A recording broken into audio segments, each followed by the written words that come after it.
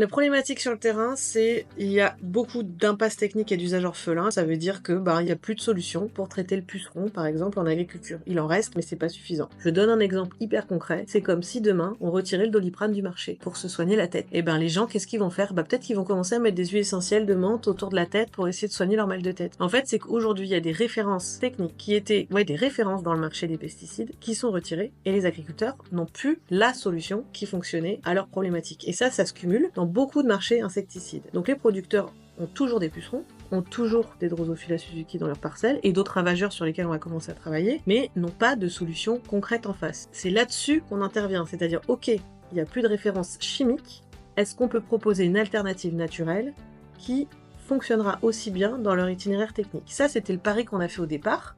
Est-ce qu'avec des huiles essentielles, on peut réussir à faire ça?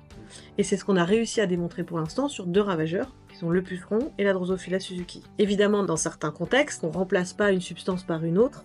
Je donne un exemple, on a réussi à obtenir des résultats techniques équivalents avec notre produit sur Drosophila Suzuki que les références chimiques. Bien piloté et bien positionné, on arrive à avoir des efficacités qui sont équivalentes. Par contre, on n'a pas exactement le même mode d'action.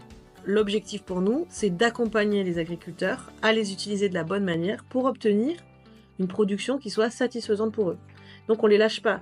On fait pas juste des expérimentations et on donne le produit comme ça. On va au bout.